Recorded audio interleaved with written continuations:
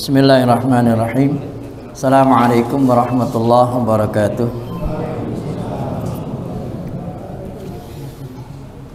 Alhamdulillahilladzi arsala rasulahu bil huda wa dinil haqq liyudhhirahu 'alad dini kulli wa kafa billahi shahida.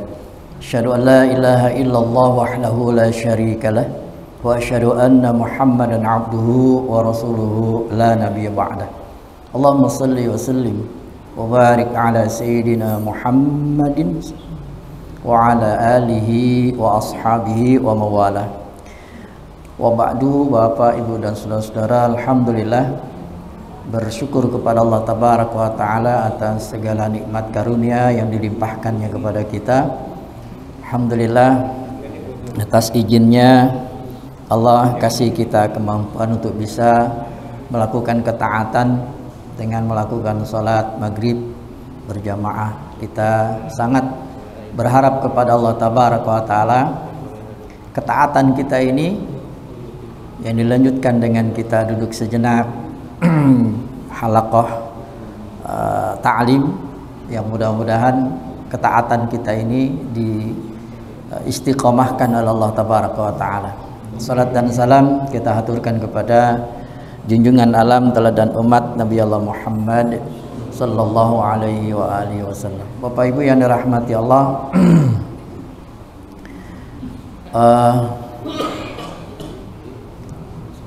tadi kita nengokin ada salah satu jemaah kita, saudara kita yang kasih kemarin habis sholat isya berjamaah sempat jatuh ya mungkin karena kemarin hujan licin sehingga kakinya terpaksa di apa tuh namanya, digip ya. Alhamdulillah sih nggak bengkak, mudah-mudahan bukan patah gitu ya, hanya geser-geser sedikit. Yang mudah-mudahan itu kata Nabi, la ba'sa tahuran, insyaallah menjadi penebus dosa-dosanya dengan penyakitnya itu, yaitu Pak Tono ya, biasanya beliau selalu aktif berjamaah hadir di taklim. Kita doakan mudah-mudahan Allah cepat memberikan kesembuhan kepadanya sehingga bisa kembali lagi bisa berjamaah dengan kita.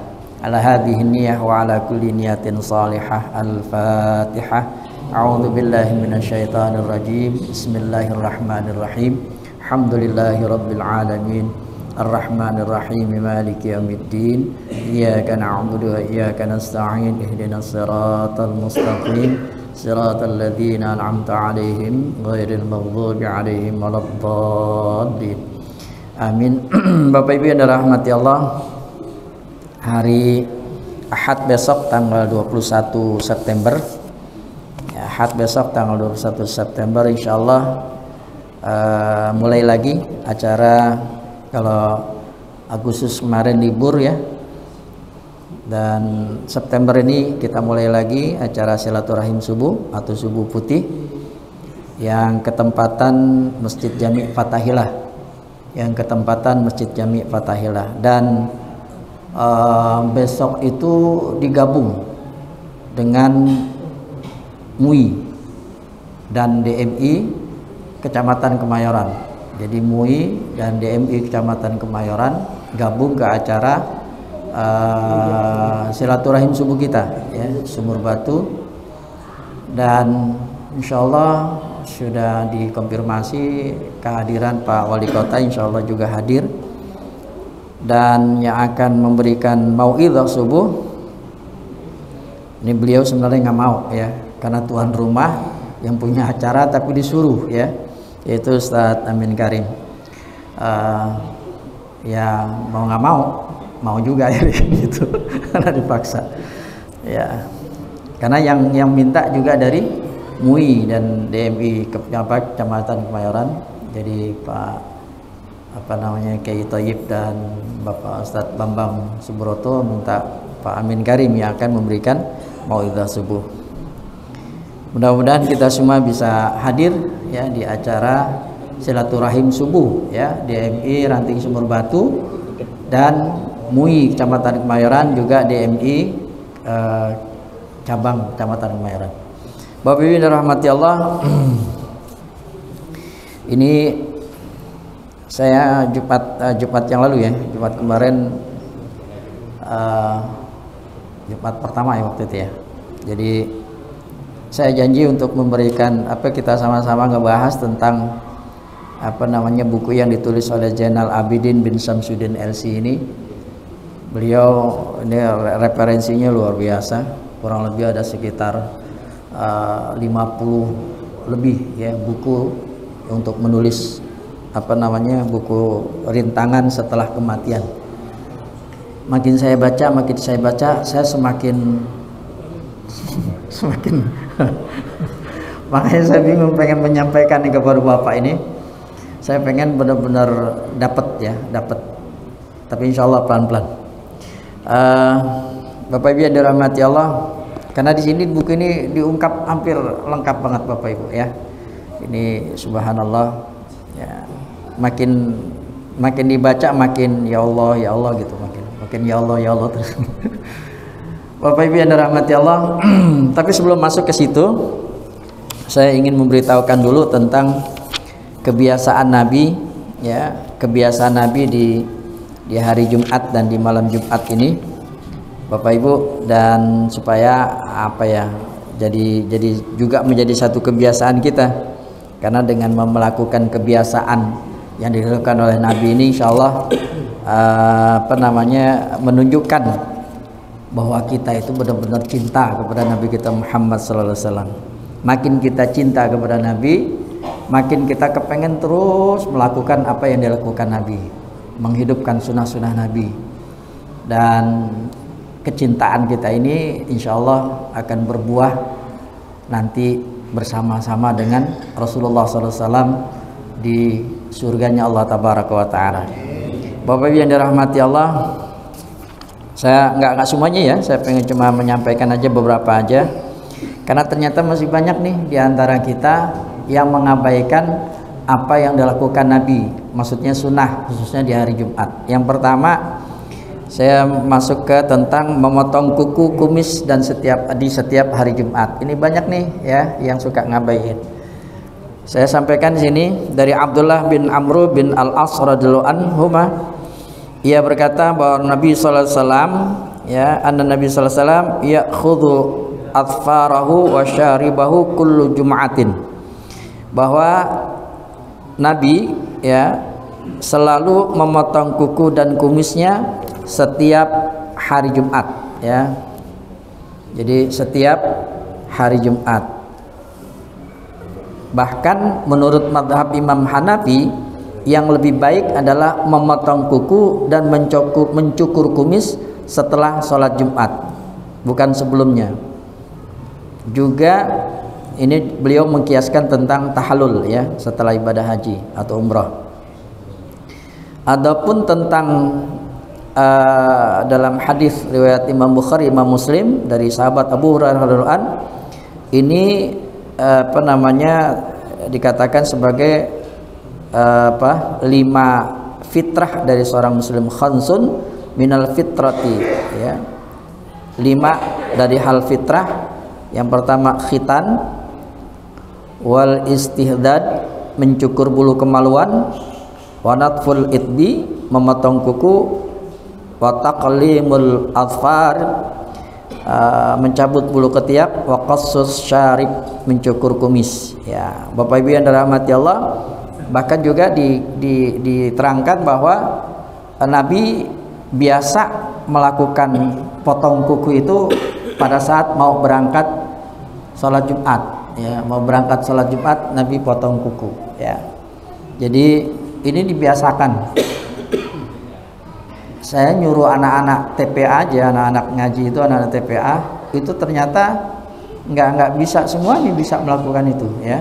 Setiap hari Senin diperiksa, ternyata Jumat mereka nggak dipotong juga kukunya ya. Nah ini Bapak Ibu, jadi coba niatin motong kuku, motong kumis, bulu ketiak, bulu kemaluan ya, itu di hari Jumat setiap hari Jumat, dan ini menjadi sunnah tanamkan ke dalam diri kita bahwa itu bentuk dari cintanya kita kepada Rasulullah sallallahu alaihi wasallam. Dari hal-hal yang sepele-sepele aja Bapak Ibu ya. Kan kalau kita pengen orang yang cinta kepada seseorang itu kan untuk menunjukkan kecintaannya dia memenuhi apa yang menjadi permintaannya, apa yang dia minta. Biasanya kalau kita cinta sama seseorang gitu, dia minta, dikasih nggak? Kasih biasanya gitu ya. Nah Nabi kan gitu, secara nggak langsung Nabi meminta kepada kita karena Nabi membiasakan ya, membiasakan hari Jumat itu motong kuku, motong kumis, ya kita lakukan itu ya. Juga ternyata dalam hadis Nabi sallallahu alaihi wasallam al-ghuslu yaumul jum'ah wajibun ala kulli muhtalib. Bahkan Nabi mengatakan ini hadisnya muttafaqun alaih, riwayat Imam Bukhari Imam Muslim, bahwa mandi pada hari Jumat adalah wajib setiap orang yang sudah baligh ya. Idza jaa ahadukumul jum'ah falyaghsil. Apabila salah seorang kalian mendatangi salat Jumat, maka hendaklah dia mandi Bapak Ibu ya. Dan ini dibiasakan mandinya, boleh habis subuh mau berangkat kerja mandi, niat mandi Jumat ya. Kalau ya malamnya misalnya melakukan hubungan suami istri, ya udah niatnya mandi junub sekaligus niat mandi Jumat, udah gitu ya, udah selesai, udah cukup masuk Bapak Ibu ya. Juga nah ini juga nih kadang-kadang masih ngelihat ya jemaah-jemaah Jumat pakai pakaiannya biasa-biasa aja, bahkan ada yang masih pakai kaos salat Jumat, masih pakai kaos ya. Jadi Nabi itu dari sahabat Jabir bin Abdullah radhiyallahu anhuma, ia berkata bahwa Nabi sallallahu alaihi wasallam mempunyai jubah yang selalu beliau pakai pada 2 hari raya dan hari Jumat, selalu beliau pakai. Jadi khusus, Nabi mengkhususkan tuh ya. Nah kalau Nabi aja mengkhususkan, masa kita enggak gitu ya. Jadi juga kita mengkhususkan seperti itu. Jadi ya kita lakukanlah apa yang biasa Nabi lakukan. Di hari Jumat itu pakai pakaian yang memang ya khusus kita pakai untuk di hari Jumat itu ya. Bahkan Rasulullah sallallahu alaihi wasallam dalam hadis yang diriwayatkan oleh Imam Ahmad, barang siapa yang mandi pada hari Jumat, memakai minyak wangi jika ada, lalu mengenakan pakaian terbaiknya, kemudian dia keluar dengan tenang hingga sampai ke masjid, lalu dia sholat jika memungkinkan serta tidak menyakiti seorang pun, kemudian dia diam jika imamnya keluar sampai selesai sholat, maka Masya Allah ya, dikatakan sini kafaratun lima bainaha wa bainal jum'atil ukhra ya, segala dosanya diampuni di hari itu dan di hari Jumat berikutnya. Subhanallah, siapa yang nggak kepengen kayak gitu? Ya mandi ya, mandi dan di hari Jumat. Lalu Bapak Ibu yang dirahmati Allah, ini sebelum kita masuk ke materi ini biar saya sampaikan dulu ya supaya kita jangan sampai menyepelekan ya tentang sunnah-sunnah di hari Jumat.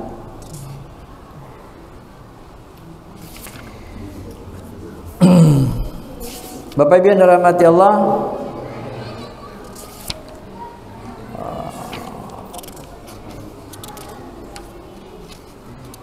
salat yang juga Nabi lakukan salat Jumat ya, salat sunnah itu, salat sunnah setelah Jumat ini pernah kita juga bahas, dan memang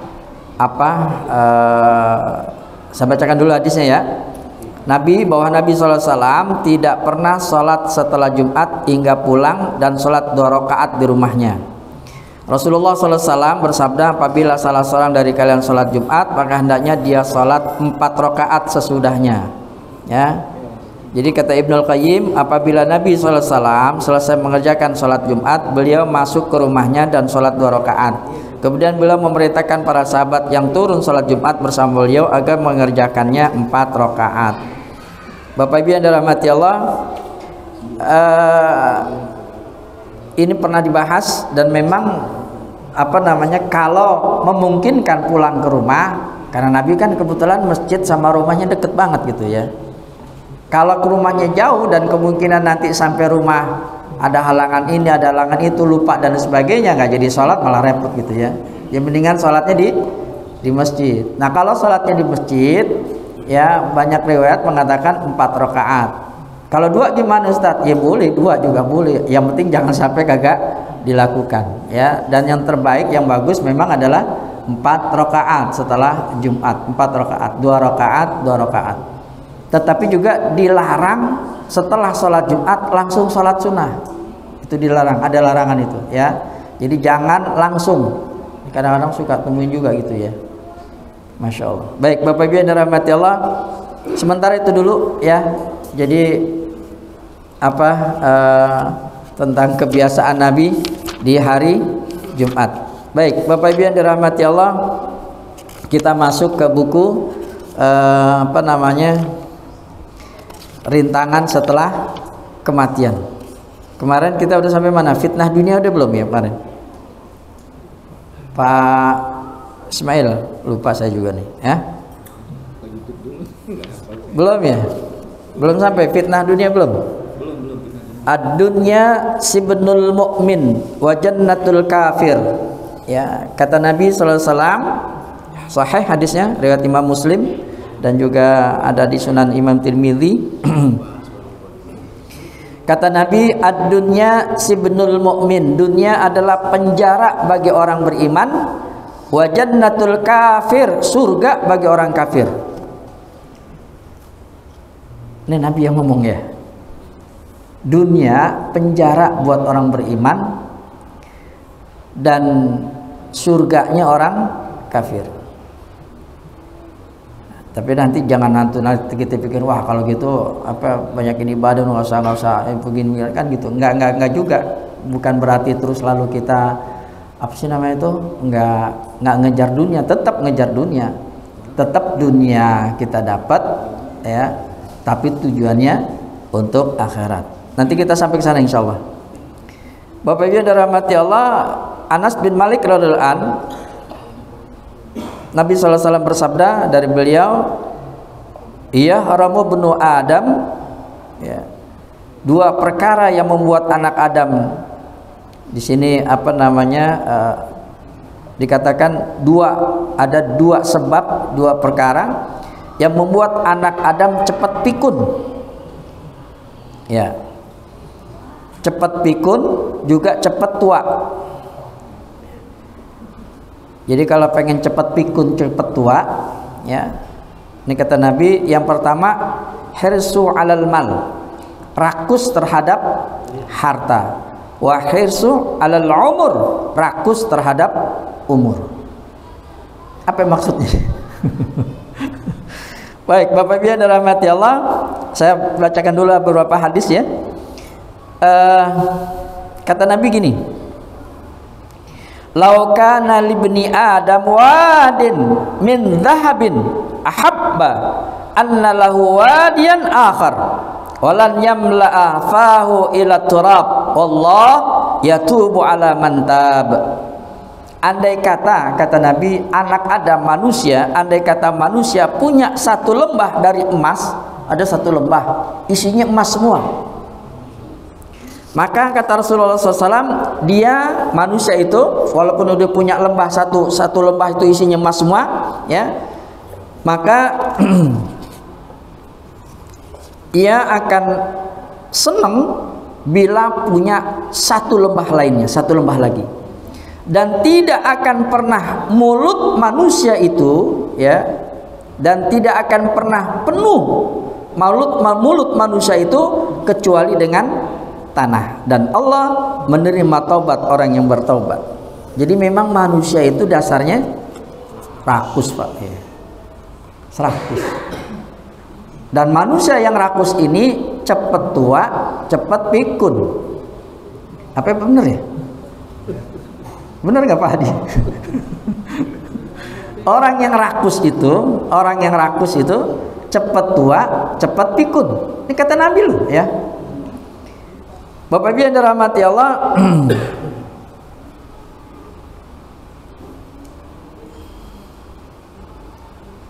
Surat Al-Alaq ayat 68, surah ayat 6 dan ayat 8, Allah sudah memperingatkan, kalla innal insana la yadgha ar-ra'ahus taghna inna ila rabbika ruj'a. Ketahuilah sesungguhnya manusia benar-benar melampaui batas.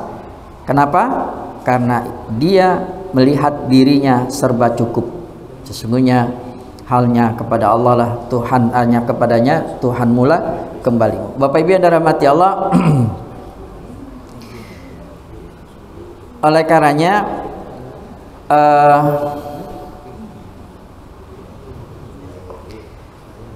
di dalam Quran surat Al-Kahfi, ya, surat Al-Kahfi surat ke-18 di ayat 45,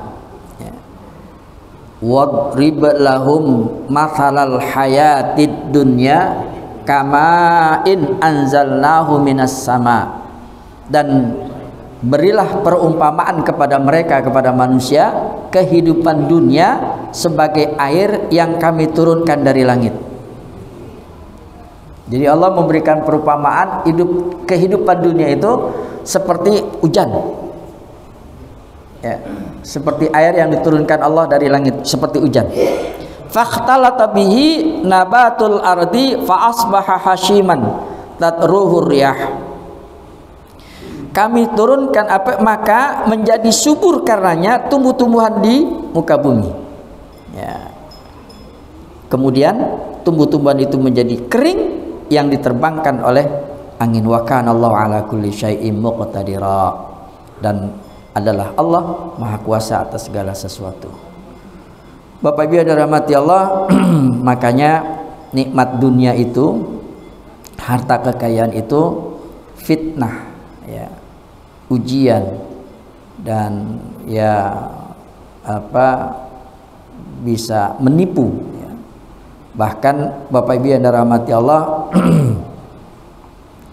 di Quran surat Al-Anfal ayat 28, wa'lamu annama amwalukum wa auladukum fitnah. Ketahuilah bahwa harta dan anak-anakmu itu hanyalah sebagai fitnah, sebagai ujian. Wa annallaha indahu ajrun azim, dan sesungguhnya di sisi Allah lah pahala yang besar. Bapak Ibu yang dirahmati Allah, oleh karenanya Nabi SAW dalam hadis riwayat hadis yang diriwayatkan oleh Imam Muslim dalam sahihnya dari sahabat Abu Hurairah radhiyallahu anhu, Nabi SAW pernah bersabda, seorang hamba berkata, kata Nabi, seorang hamba berkata, hartaku, hartaku, mahli, mahli, hartaku, hartaku. Innamalahu min malihi thalathun. Sesungguhnya dia tidak punya harta kecuali 3, kata Nabi. Sadar atau nggak sadar, kita juga seperti itu, ya. Punya gue itu, harta gue itu, gitu, ya. Hartaku, hartaku, kata Nabi, ya. Manusia itu begitu. Kata Nabi, manusia itu sesungguhnya nggak punya harta kecuali cuma 3. Ma akala fa'abna, au labisa fa'abla, au aqta fa'aqtana, ya. Wa ma siwa dzalika fahuwa dzahibun wa tarikuhu linnas. Yang pertama, kata Nabi, yang dimakan satu ketika menjadi kotoran. Yang kedua, yang dipakai, nih pakaian, satu ketika akan rusak, nggak dipakai lagi. Dan yang ketiga, yang diberikan satu ketika akan menjadi simpanan. Selain itu akan lenyap dan ditinggalkan untuk manusia. Jadi kita, Bapak Ibu, kata Nabi, ya, cuma punya 3. Harta kita itu cuma 3. Yang kita makan, ya, keluar jadi kotoran, ya. Yang kita pakai nih rusak. Kalau udah rusak kita nggak pakai lagi, ya, dibuang udah. Nah, yang ketiga, yang kita infakkan, yang kita sedekahkan, itulah simpenan kita, itulah harta kita yang sesungguhnya yang nanti nolong kita. Ini yang seperti ini nih harus benar-benar apa namanya terus ditanamkan ke dalam diri kita supaya kita jangan sampai ketipu sama fitnah dunia. Bapak Ibu yang dirahmati Allah, bahkan Nabi juga mengatakan lau anna bin adam haraba min rizqihi kama yahrubu minal maut la adrakahu rizquhu kama yudrikuhul maut. Seandainya anak Adam lari dari rizkinya, ini Nabi nih, ya, Nabi mengatakan seandainya manusia lari dari rizkinya, nggak mau dapat rizki, nggak mau gitu, lari dari rizkinya, sebagaimana ia lari dari kematian, kagak mau mati gitu, maka rizkinya akan menemuinya sebagaimana kematian menemuinya. Jadi Bapak Ibu yang dirahmati Allah, mati sama rizki itu satu paket. Manusia nggak akan mati dimatiin sama Allah, dicabut nyamannya sama Allah kalau rizkinya masih ada. Selagi rizkinya masih ada, dia nggak bakal dimatiin. Manusia dimatikan Allah, dicabut nyawanya sama Allah kalau memang rizkinya udah kagak ada lagi, udah habis. Makanya jangan pernah putus asa sama rizki Allah tabaraka wa taala. Kita lahir ke dunia itu udah ada rizkinya, nggak usah takut. Bapak Ibu yang dirahmati, bahkan sampai Nabi mengatakan seandainya anak Adam lari dari rizkinya sebagaimana ia lari dari kematian, rizkinya akan menemuinya sebagaimana kematian akan menemuinya. Bapak Ibu yang dirahmati Allah, ayyuhan nas, wahai manusia, kata Rasulullah sallallahu alaihi wasallam, salullaha al-yaqin wal afiyah. Mohonlah kepada Allah keyakinan dan kesejahteraan. Dua. Nabi minta, ya ayuhan nas, hai manusia. Nabi mengatakan manusia nih, bukan kepada orang Islam, bukan kepada orang beriman. Ya ayuhan nas, di hadis konteks hadisnya, ya ayuhan nas, wahai manusia, salullahal yaqin wal afiyah. Mintalah kepada Allah keyakinan dan kesejahteraan. Keyakinan itu berarti keimanan. Dan minta kesejahteraan sama Allah. Minta dua itu, yakin, sejahtera. Kenapa? Kata Nabi, fa innahu lam yu'ta ahadun ba'dal yaqin khairan minal afiyah fasaluhum Allah. Karena sesungguhnya seseorang sesudah keyakinan tidak diberi sesuatu yang lebih baik daripada kesejahteraan. Oleh karena itu, mintalah keduanya kepada Allah tabaraka wa ta'ala, kata Rasulullah sallallahu alaihi wasallam. Minta yakin, minta kesejahteraan. Jadi doanya, Allahumma inna nas'alukal afiyah wa nas'aluka tamamal afiyah wa nas'aluka syukra 'alal afiyah. Itu minta keafiatan, minta kesejahteraan, sehat, sejahtera, kuat dan seterusnya. Terus apa namanya? Ya muqallibal qulub tsabbit qalbi ala dinik, tsabbit qalbi ala ta'at. Minta agar apa namanya, hati kita ini diistiqomahkan, ya. Diistiqomahkan, iman Islam kita ini diistiqomahkan oleh Allah tabaraka wa taala. Ini ternyata yang paling penting. Minta keyakinan, minta kesejahteraan. Bapak Ibu yang dirahmati Allah, dan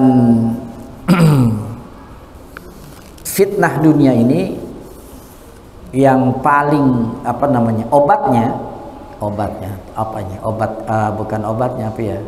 jalan keluarnya untuk kita terhindar dari fitnah dunia, sebagaimana yang disabdakan oleh Nabi sallallahu alaihi wasallam. Ya.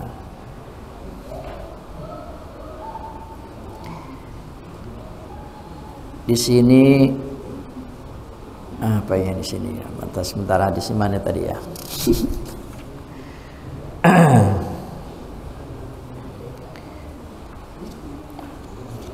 Kita lihat di hadis yang berkenaan tentang ada makhluk Allah di sini, di hadis Imam Tirmidzi dalam sunannya sahih, ada di Sahihul Jami', di mana Nabi sallallahu alaihi wasallam pernah bersabda, seandainya kalian bertawakal kepada Allah dengan sebenar-benarnya tawakal, maka Allah akan memberi kalian rizki seperti Dia memberi rizki kepada burung pergi pagi perutnya kosong, pulang sore hari dalam keadaan kenyang. Tawakal Bapak Ibu. Ya. Lalu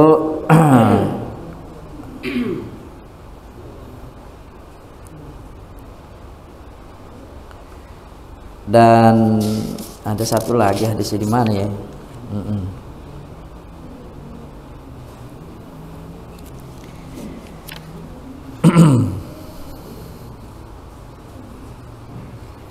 Nabi juga memberitahukan begini di hadis hadis ini hasan, diriwayatkan oleh Imam Tirmidzi dalam sunannya. Man asbaha minkum aminan, siapa yang merasa aman atas keluarganya, sehat badannya, siapa yang merasa aman atas keluarganya aman, maksudnya ya aman-aman aja ya, nggak ada masalah, sehat badannya, ada sesuatu yang dimakan pada harinya, maksudnya di hari itu ada yang bisa kita makan ya, kita bisa makan, maksudnya ada yang bisa dimakan. Maka kata Nabi, yaumihi faka'anna mahizat lahud dunya, maka dia seakan-akan dunia menjadi miliknya. Bapak Ibu yang dirahmati Allah, solusi jalan keluar untuk terhindar dari fitnah dunia yaitu qanaah. Qanaah, bahasa ini yang paling gampang tuh tawakal ya, berserah diri kepada Allah, merasa cukup dengan apa yang dikasih Allah, udah gitu aja, itu kuncinya. Dengan kita merasa cukup atas apa yang Allah berikan kepada kita, maka itu akan menghindarkan kita dari fitnah dunia. Bapak Ibu yang dirahmati Allah, karena gini, di surat An-Nahl ayat 18, wa in ta'uddu nikmatallahi la tuhsuha. Ini pernah nggak ngebahas tentang ayat ini? Allah mengatakan, dan jika kamu menghitung-hitung nikmat Allah, la tuhsuha, kamu nggak akan bisa hitung. Maksudnya apa sih? Apa maksudnya? Saking banyaknya, saking banyak. Allah sampai mengatakan, wa in ta'uddu nikmatallahi la tuhsuha. Jika kamu menghitung nikmat Allah, nggak bakal bisa kamu hitung, saking banyaknya. Artinya apa? Allah kasih nikmat kepada kita itu begitu banyaknya, kalau kita hitung nggak bakalan kita bisa hitung, saking banyaknya. Oleh karenanya Bapak Ibu yang dirahmati Allah, jangan pernah putus asa. Kembali lagi ke tadi ya, bahwa rizki ya, dan kematian itu satu paket. Kita nggak akan bisa lari dari rizki, dan kita nggak bisa lari dari kematian. Nggak, datang itu rizki, datang rizki datang, kematian juga datang, sama seperti kematian datang. Nggak bakalan bisa kita mengelak dari dua itu. Dan begitu banyaknya rizki, maka jangan pernah putus asa. Jangan pernah putus asa. Wah, rizki saya kayaknya udah selesai. Kalau udah selesai mati dong. Ya. Susah banget ya, kagak dapat rizki. Dapat ya. Cuma memang namanya rizki ada ikhtiarnya.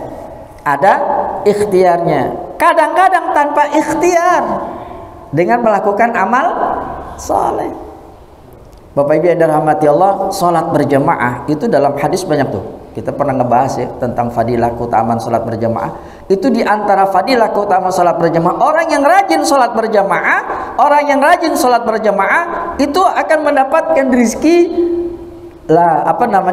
rizki yang nggak diduga-duga. Ya.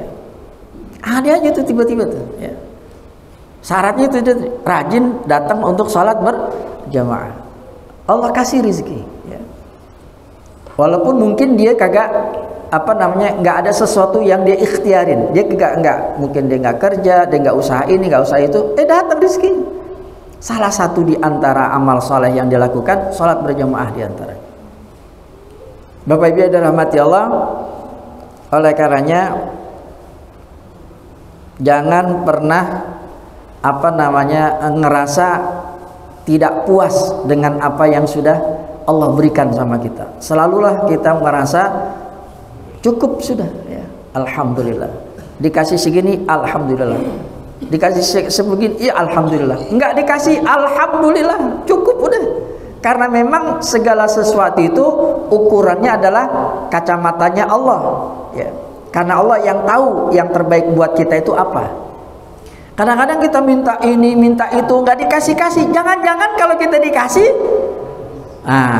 gitu. Jadi selalulah husnudzon kepada, kan Allah yang tahu sih, kan gitu. Ini kan kadang-kadang suka ada orang, masya Allah ya, Ustaz, saya udah salat berjamaah, udah rajin, nggak pernah tinggal Pak Ustaz. Saya cuma minta satu sama Allah, minta ini kan gitu. Tapi kenapa nggak dikasih-kasih Ustaz kan gitu ya? Lalu dia, ya. Sekali lagi husnudzon kepada Allah. Karena Allah yang tahu keperluan kita, yang terbaik buat kita itu apa. Ya. Kalau memang doa yang kita minta nggak dikasih sama Allah, bisa jadi kalau dikasih kita malah jadi ya berbalik kepada Allah. Bisa jadi kalau dikasih nggak rajin lagi sholat berjamaah. Bisa jadi karena nggak dikasih nggak rajin lagi, nggak bukan sholat berjamaah, nggak sholat lagi kan gitu. Masya Allah. Oleh karenanya qanaah, kunci jalan keluar agar kita terhindar dari fitnah dunia. Mudah-mudahan kita yang hadir di sini semua termasuk hamba-hamba Allah yang qanaah, yang bertawakal kepada Allah tabaraka wa taala. Akhirnya cukup dulu ya, berarti sampai di fitnah dunia. Tentang apa namanya kuncinya di qanaah. Nanti ya baik, nanti kita masuk ke materi yang cukup menguras lah ya tentang ya oh emang apa silakan. Kan tadi Pak Ustaz bilang sunnah kita lihat Jumat Pak Ustaz ya. Terus saya ini Pak Ustaz tapi request apa tuh? Minta kisah sholat Jumat pertama kali Nabi kerjakan Pak Ustaz. Maksudnya? Sholat pertama kali Jumat pertama kali dikerjakan. Yang pertama kali Nabi kerjakan sholat Jumat. Oh, sholat Jumat pertamanya Nabi SAW.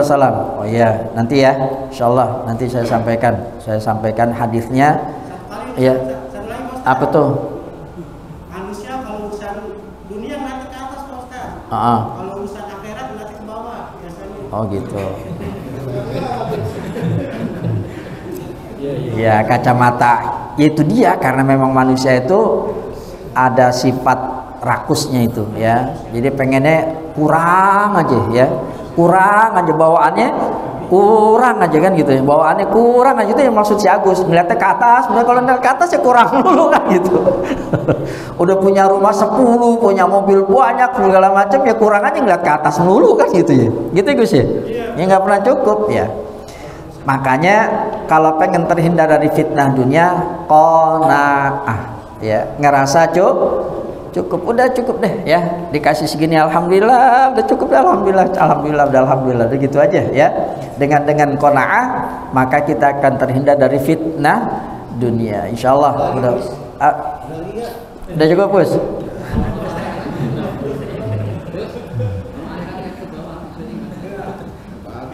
Oh, kalau akhirat ngeliatnya ke bawah. Kalau akhirat ngeliatnya ke bawah, ngelihat apa namanya yang jarang ke masjid, yang ke masjidnya kadang-kadang, yang kagak pernah sedekah, ngeliatnya yang begitu-begitu aja ya. Iya. Kadang-kadang ngeliat dia kok nggak pernah sedekah, tuh nggak pernah ke masjid, tapi hidupnya enak aja tuh kan gitu. Gitu ya. Gitu guys. Masya Allah. Baik Bapak Ibu yang dirahmati Allah. Itulah yang dialami atau kehidupan sehari-hari sebagaimana disampaikan oleh Agus. Beliau nggak bisa ngelihat tapi bisa ngerasain Bapak Ibu yang dirahmati Allah. Makanya jadi ibrah buat kita ya. Kemarin saudara kita dipanggil yang biasa sholat di pinggiran itu kayak tauban aja ya, seperti itu. Kakinya sakit, bengkak-bengkak, ditambal-tambal, sakit ngelangkah, tetap aja ke masjid jemaah ya. Agus ya, walaupun matanya buta, kagak ngeliat ya, dia tetap datang ke masjid. Sampai apal itu jalan dari rumahnya ke masjid, mana pintu masjid, mana ini segala macam, apal tuh, itu tetap apal. Walaupun kayak oh iya, apalnya tinggal 1 menit lagi nih komat, tahu dia kan gitu, masya Allah, subhanallah ya. Ini jadi ibrah, jadi pelajaran buat kita, apa namanya, memotivasi kita. Saudara kita yang kagak bisa ngelihat aja, subhanallah, begitu rajinnya berjamaah. Masa kita yang bisa ngelihat, sehat badannya, nggak sakit apa segala macam, masih malas juga datang ke masjid. Mudah-mudahan kita hindarkan dari itu semua, terhindar dari musibah yang seperti itu. Baik, Bapak Ibu yang dirahmati Allah, cukup ya. Nanti insya Allah yang tentang Jumat pertama yang dilakukan Nabi, kita akan coba lihat di beberapa riwayat hadis dari Nabi kita Muhammad SAW. Dan untuk saat ini kita cukupkan dulu, mudah-mudahan bermanfaat. Kita tutup sama-sama dengan kafaratul majlis. Subhanakallahumma bihamdika, asyhadu an la ilaha illa anta, astaghfiruka wa atubu ilaik. Lebih kurangnya mohon maaf. Hadanallahu wa iyyakum ajmain. Assalamualaikum warahmatullahi wabarakatuh.